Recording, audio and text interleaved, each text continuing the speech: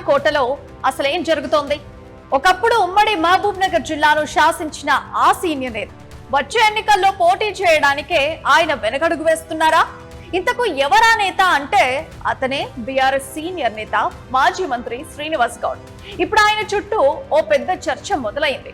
Mahabub Nagar BRS senior నేత మాజీ మంత్రి శ్రీనివాస్ గౌడ్ ఒక కీలక నిర్ణయం తీసుకున్నట్లు పొలిటికల్ సర్కిల్స్ లో ఒక వార్త తెగ హల్చల్ చేస్తోంది. వచ్చే అసెంబ్లీ ఎన్నికల్లో ఆయన మహబూబ్ నగర్ నియోజకవర్గం నుంచి పోటీ చేయడానికి వెనకడుగు వేస్తున్నట్లు తెలుస్తోంది. గతంలో తనపై ఉన్న రకరకాల ఆరోపణలు, కేసులు, స్థానికంగా జరిగిన కొన్ని వివాదాస్పద పరిణామాల వల్ల జనాలు తనకు మళ్లీ ఓట్లు వేసే అవకాశం లేదనే గట్టి భావనకు వచ్చినట్లు ప్రచారం జరుగుతోంది. జిల్లా సీనియర్ నేతల వద్ద ఇదే అంశాన్ని సీనన్న ప్రస్తావించినట్లు సమాచారం.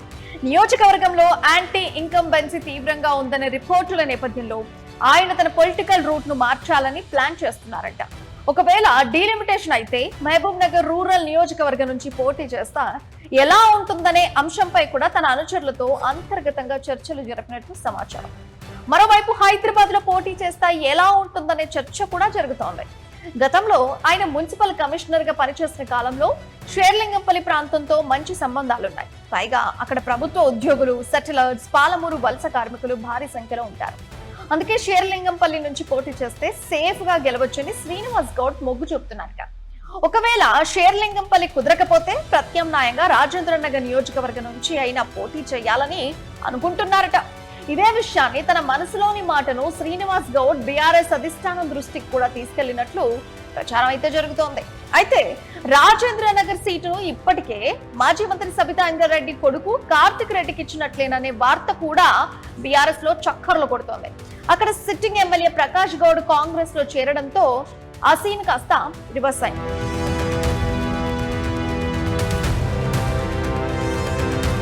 తాజాగా శ్రీనివాస్ గౌడ్ తెచ్చిన ఈ ప్రతిపాదనను గులాబీ అధిష్టానం సున్నితంగా పక్కన పెట్టినట్టు తెలుస్తోంది.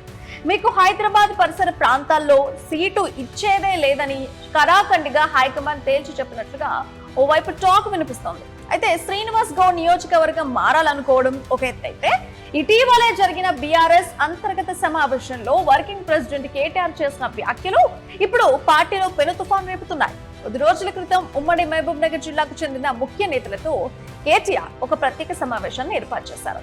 ఈ మీటింగ్ లో కేటీఆర్ చేసిన కొన్ని కామెంట్స్ డైరెక్ట్ గా శ్రీనివాస్ గౌడ్ ఉద్దేశించే అన్నట్లుగా సాగాయని జిల్లాలో ప్రచారం కూడా సాగుతుంది. పార్టీలోనే ఉంటూ పరోక్షంగా పక్క నియోజకవర్గాల్లోని మన సొంత పార్టీ ఎమ్మెల్యేలనే ఓడించడానికి కొందరు ప్రయత్నాలు చేశారు అంటూ కేటీఆర్ కూడా కామెంట్స్ చేశారు. అయితే ఈ కామెంట్స్ శ్రీనివాస్ గౌడ్ ను ఉద్దేశించే చేశారనే ప్రచారం మాత్రం ధావనంలో విస్తరించింది. ఆయననే ఉద్దేశించి అన్నారో లేదో తెలియదు కానీ పొలిటికల్ సర్కిల్లో మాత్రం బాగా చర్చ నడుస్తోంది. సొంత జిల్లాలోనే పార్టీ నేతలను దెబ్బతీసేలా ప్రవర్తించి ఇప్పుడు అక్కడి నుంచి గెలవలేననే భయంతో హైదరాబాద్ కు వస్తామంటే కుదిరే ప్రసక్తే లేదనే సంకేతాలను కేటీఆర్ స్పష్టంగా ఇచ్చేసినట్లు ఓ పొలిటికల్ టాక్.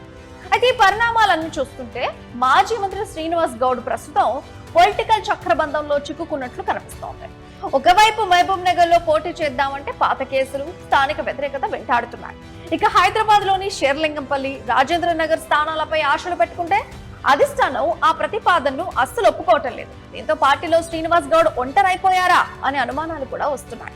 ఇక ఒకప్పుడు కేసీఆర్ క్యాబినెట్ లో పవర్ఫుల్ మినిస్టర్ గా చక్రం తిప్పిన శ్రీనివాస్ గౌడ్ ఇవాళ సొంత నియోజకవర్గంలో నిలబడలేక, కొత్త నియోజకవర్గంలో అడుగు పెట్టలేక సతమతమవుతున్నారు.